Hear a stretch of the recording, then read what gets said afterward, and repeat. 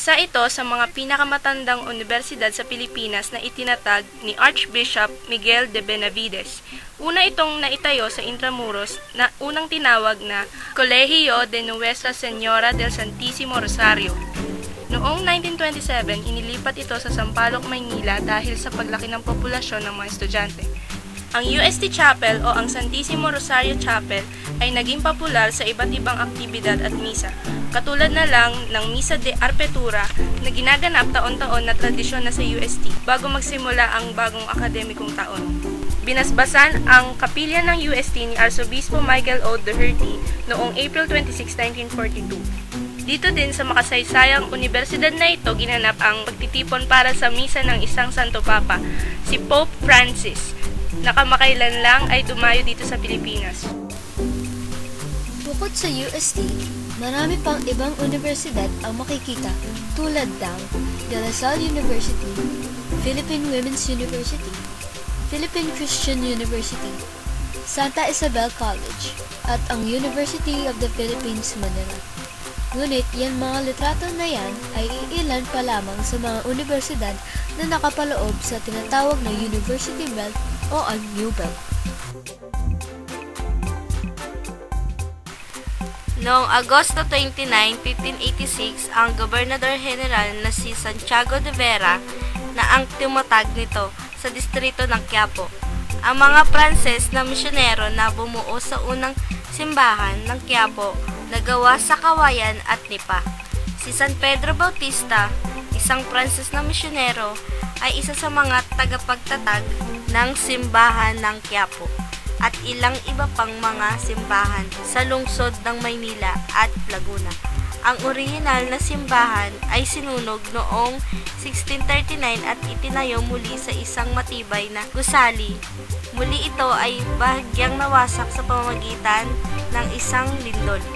Noong 1863, sa ilalim ng pangangasiwa ni na Padre Eusebio de Leon at Manuel Rojas, ang ikatlong simbahan ay nakumpleto noong 1899. Ang Pilipinong arkitekto na si Juan Nactil ay kabilang din sa pagtatayo muli ng simbang noong ito'y nawasak. Ngayon ay pupunta na kami sa Intramuros, na kung saan ito ay ang pinakalumang lungsod sa Luzon. Bago pa yun ay napadaan muna kami sa Ermita.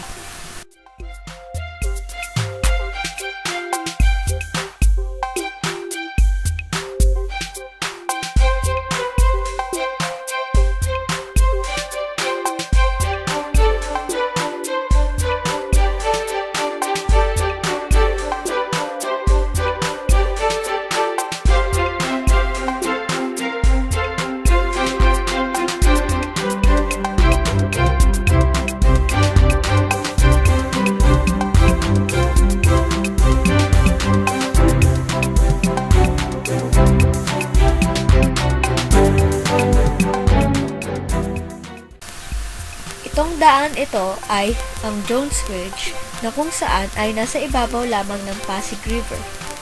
Ngayon ay bumabiyahe kami papunta sa pinakamakasaysayang lungsod ng Maynila, ang Intramuros. Ang Intramuros na matatagpuan sa timog ng Ilog Pasig ay ipinatayo ng mga Hispano noong ika-16 na siglo at ang pinamatandang distrito ng Maynila, ang kabisera ng Pilipinas. Ang pangalan na Intramuros ay nangangahulugang nagsasalang na pader, na tumutukoy sa kuta o lungsod na napapalibutan ng pader. Noong kapanahunan ng mga Hispano, ang Intramuros ay mismong Manila. Ito ay sinira ng mga Hapones sa dahilang ito ay ang pinakamagandang parte ng Manila, muling inaayos noong Hunyo 16, 1952. Ang Katedral Basilica ng Maynila ay ang tanyag na simbahang Katoliko na matatagpuan sa Maynila bilang pagpaparangal sa pinagpalang Birhen Maria bilang kalinis-linis ang paglilihim ang punong pinagtaksi ng Republika ng Pilipinas. Itinatag ito noong 1578 sa kautusan ni Papa Gregorio VIII na matatagpuan sa Calle Andres Soriano Jr., Intramuros, Manila. Ang katedral ay mismong parehong naghatid bilang punong basilika ng Pilipinas at ang pinakamataas na luklukan ng arsobispo sa bansa. Ang katedral ay ilang beses na napinsala at nawasan dahil ang orihinal na katedral ay itinayo noong 1581. Ang ikawalo at kasalukuyang pagkakatawang tao ng katedral ay nakumpleto noong 1958. Bilang si Maria ang punong pinagtaksi ng Pilipinas, ang Katedral ng Maynila ang siyang sentro ng pananampalatayang Katoliko. Ito ay sa pamamagitan ng pagdedeklara ni Pope John Paul II mula sa kanyang papal bull na Quod Ipsum sa katedral bilang opisyal na Basilica Menor o tinatawag na Basilica Menor ng kalinis-linisang paglilihi. Sa pamamagitan ng kanyang sariling motu proprio noong 26 April 1981 na ipinagdiriwang ang araw ng kapistahan tuwing Desyembre 8. Ang kasalukuyang halal para sa Apostoliko Nuncio ng Pilipinas ay si Arsobispo Giuseppe Pinto. Ang katedral ay naghahatid bilang pinakamataas na luklukan ng Simbahang Katolika ng Pilipinas.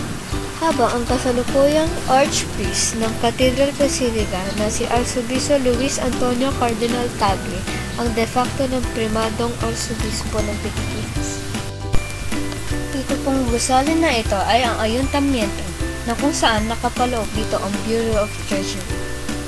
Ipagpapatuloy po namin ngayon ang aming paglalakbay sa pamamagitan ng pagsakay sa isang kalesa. Ay, naka-record! Ang araw yan ng Manila City Hall.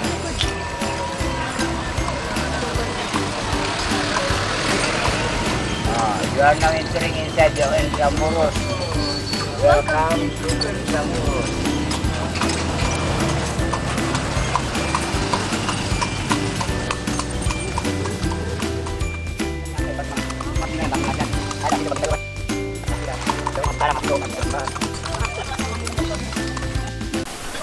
Ang Plazuela de Santa Isabel ay alang-alang sa mahigit 100,000 na sibilyan na namatay noong laban para sa kapayapaan ng Maynila. Ano pumasok sa akin? Hindi. Saan yun? Madrid ka. Conference yan.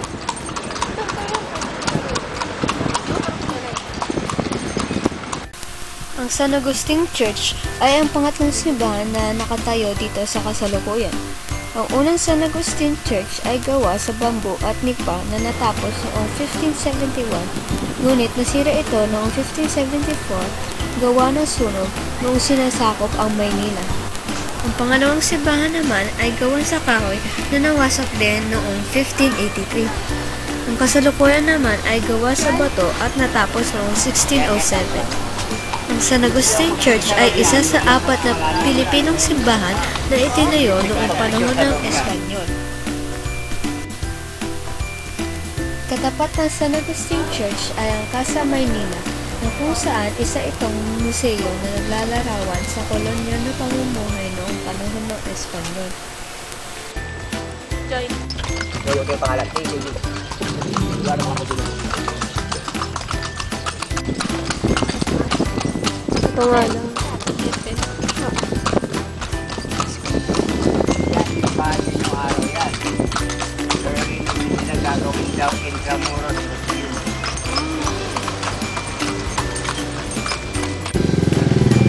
Ay, nga. Nice.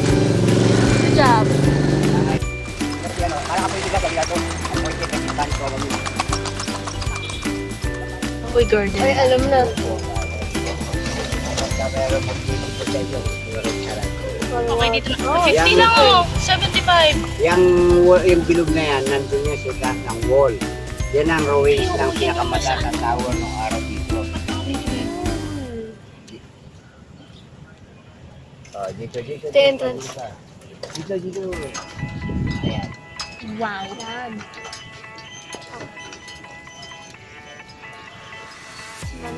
Managard, smile. Ay, di ba mangyayari na ka? KLM, Manila. Parking lot ng Mapua. Hello? Picture niyo. Harap mamaya may pangalan na tamo.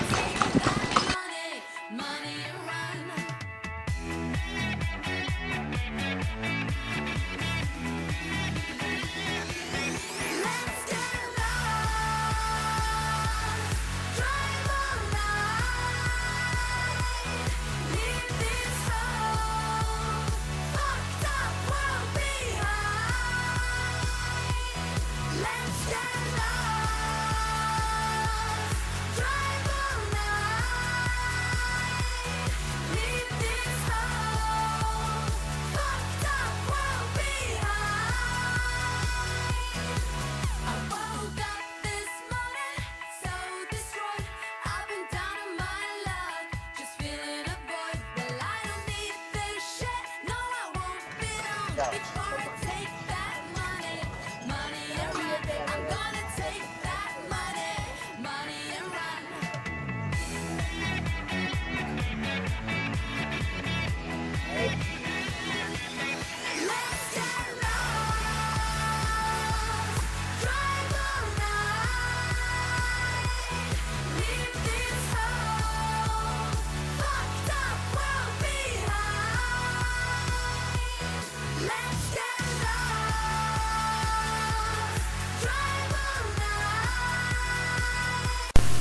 Iilang ding mga universidad na kabilang din sa University Belt ay ang Mapua Institute of Technology, Pamantasan ng Muntinlupa, Lyceum of the Philippines University, Colegio de San Juan de Letran at ang Colegio de Santa Rosa. Ang huling destinasyon namin sa Intramuros ay ang Fort Santiago na nagsisilbing kuta na itinayo ni Miguel Lopez de Legazpi, ang unang gobernador general ng Pilipinas. Napakasayang karanasan ang pagsakay sa isang balesa. Nang matapos na naming libutin ang Intramuros, kami ngayon ay naglalakad papunta sa Rizal Park na katabi lamang ito.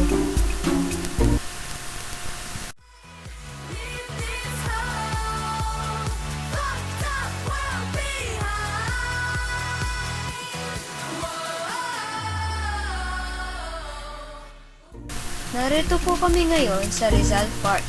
Kamangha-mangha at napakaganda ang tanawin dito at isa ito sa pinakamakasaysayang lugar sa Pilipinas. Ang kasaysayan ng Rizal Park ay nagsimula noong nakumpleto ang mga pader sa timog ng Paseo de Luneta sa Maynila, sa isang maputik na lupa katabi ng karagatan sa panahon ng pamumuno ng Espanya. Bago maging parke, ang maputik na lupa ay ang lokasyon ng isang maliit na bayan na tinatawag na Nueva Barrio o Bagong Bayan na tinayo noong 1601. Ang mga bayan at ang mga simbahan na malapit sa pader ng lungsod ay naging dahilan upang makadiskarte ang mga Briton sa kanilang pag-atake. Sila ay nasakop ng mga Briton mula 1762 hanggang 1764. Dito din naganap ang mga pagpatay sa mga rebeldeng Pilipino. Noong 1902, plano ng arkitek na si Daniel Burnham na gawing sentro ng gobyerno ang Luneta at dito itinayo ang Executive House, Kagawaran ng Turismo at Department of Finance.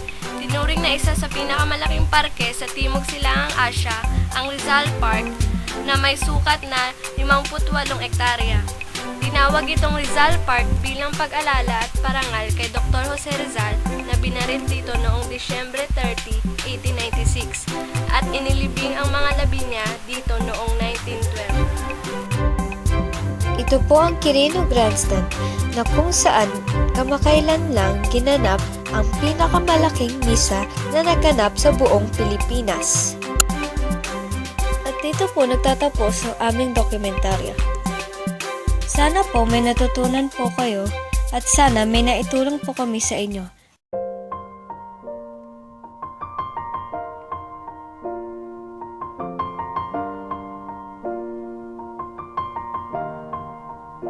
It's been a long day without you, my friend, and I'll tell you all about it when I see you again.